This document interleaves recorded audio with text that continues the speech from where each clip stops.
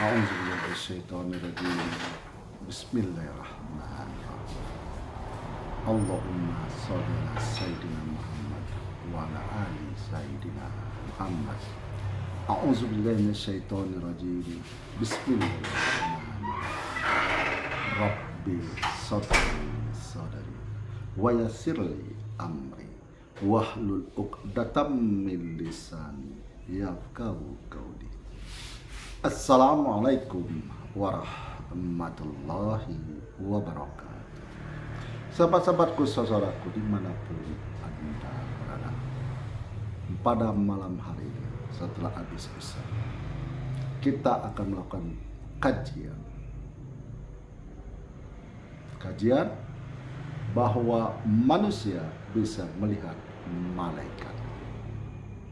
Nah, mungkin ada di antara sahabat-sahabatku, saudaraku kaget. Mana mungkin manusia bisa melihat malaikat? Seperti yang sering saya katakan, kaji saya adalah kaji pembuktian bahwa firman Allah yang disampaikan oleh Nabi kita, Rasul kita, Nabi Muhammad SAW benar. Nah, disinilah kita selalu meningkatkan keimanan untuk selalu taat kepada Allah, mengerjakan apa yang diperintahkan dan menjauhi apa yang dilarang Allah yang telah disampaikan oleh Nabi kita, Rasul kita, Nabi Muhammad Sallallahu Alaihi Wasallam. Seperti di dalam hadis maupun di dalam Al-Quran, Allah berfirman bahwa manusia itu akan didatangi oleh malaikat maut. Akan didatangi oleh malaikat maut. Dan apabila telah sampainya di perjanjian, bukan karena sakit, bukan karena sehat, tapi karena sudah sampainya di perjanjian. Karena ada orang sehat juga, dia meninggal, baik itu tabrakan ataupun dia sedang tidur atau dalam keadaan apapun, karena sudah sampai di perjanjian yang sudah Allah tentukan. Karena apa yang sudah Allah tentukan tidak bisa dimajukan, tidak bisa dimundurkan, harus tepat sesuai dengan apa yang Allah firmankan. Jadi bukan karena sakit, bukan karena sehat. Nah, kapan saatnya manusia itu bisa melihat malaikat? Sementara mungkin dari kita akil balik sampai kita sudah berumur, memasuki usia senja, kita hanya mengetahui adanya malaikat maut, dan malaikat maut tanpa pernah kita menyaksikan malaikat maut. Disinilah iman hakul yakin kepada Allah, termasuk kepada rukun iman, percaya kepada malaikat-malaikat Allah. Nah, kapan saatnya kita bisa melihat malaikat? Kapan saatnya kita bisa melihat malaikat maut? Kapan saatnya? Waktu kita menghadapi sakaratul maut. Disitulah kita menyaksikan bahwa benar firman Allah, ada petugas untuk mencabut nyawa hamba-hambanya. Nah, disitulah makanya ada manusia itu yang terbelalak, memandang ke satu arah, mulai gelisah, resah, mulai tidak tenang. Saya sudah banyak menyaksikan. Nah, termasuk daripada adik ipar saya. Gitu. Jadi waktu beliau kena berat sakit, gelisah, adik saya menelepon bahwa banyak gangguan, dia mengalami kegelisahan.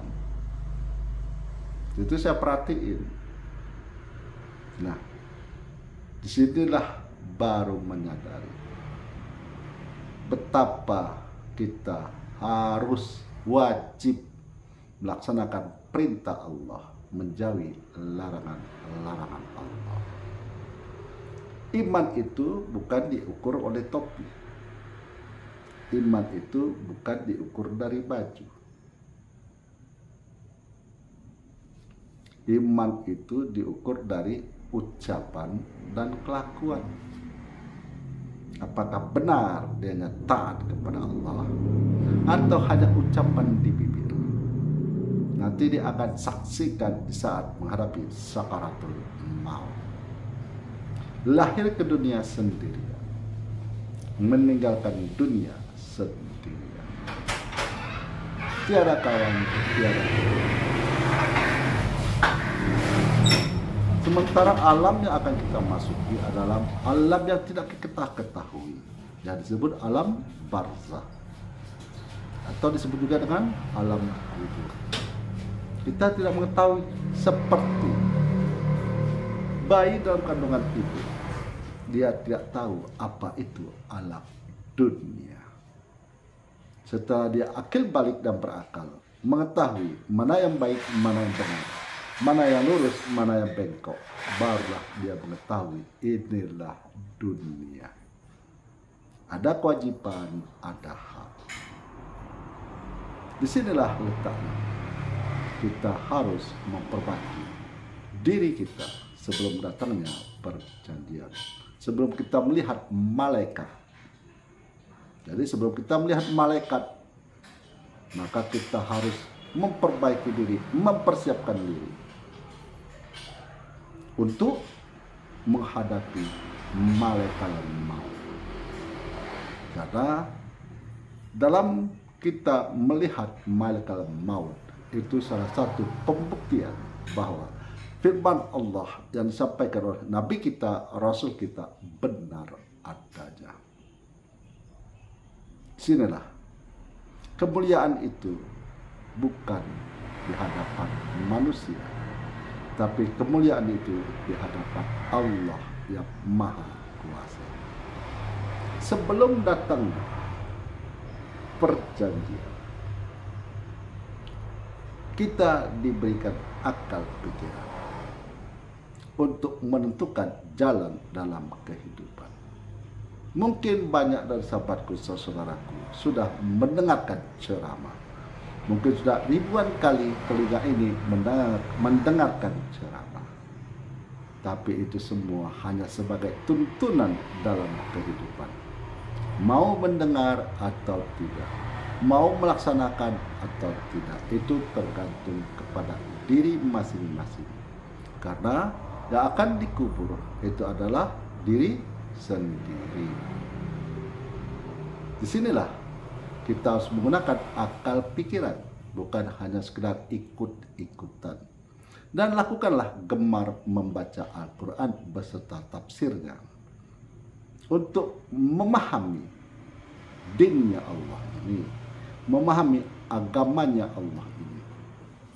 Semoga kita semua termasuk ke golongan orang-orang yang husnul khotimah, dijauhkan daripada kematian su'ul khotimah.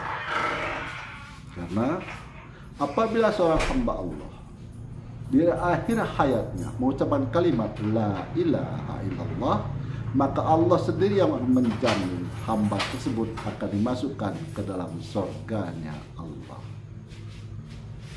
Nah, begitulah sahabat-sahabatku, saudaraku dimanapun Anda berada, bahwa manusia ini bisa melihat malaikat pada saatnya menghadapi sakaratul maut, menghadapi kematian, perpisahan antara ruh dan jasad, perpisahan ruh, jasad, dan dunia, perpisahan antara ruh dan jasad berserta keluarga yang dia sayangi, harta yang dia cari. Jadi tingkatkanlah iman, hakul yakin kepada Allah selagi napas ini di badan. Jauhilah larangan-larangan Allah, laksanakanlah perintah-perintah Allah. Karena kita ingin dimasukkan ke dalam golongan orang-orang husnul khotimah, bukan dalam golongan orang-orang su'ul khotimah. Di akhir kalam, yang paling jelek di saat meninggalkan dunia ini adalah saat calon mayit tersebut mengorok. Ini tanda-tanda bahwa mayit tersebut dalam keadaan jelek. Suara yang Allah benci dan Allah tidak suka di antara ciptaannya adalah suara keledai. Semoga sahabat-sahabatku yang mengikuti renungan kehidupan ini, Allah berikan hidayah, petunjuk ke jalan yang lurus, jalan yang dirahmati dan diridhoi. Dan apabila ada saudara-saudara kita, baik yang sakit, baik yang dirawat di rumah maupun yang dirawat di rumah sakit, marilah kita bersama-sama mendoakan mereka, semoga mereka sehat seperti sedia kala. Allah pulihkan kesehatannya. Akhirul kalam, saya akhiri dengan Assalamualaikum warahmatullahi wabarakatuh.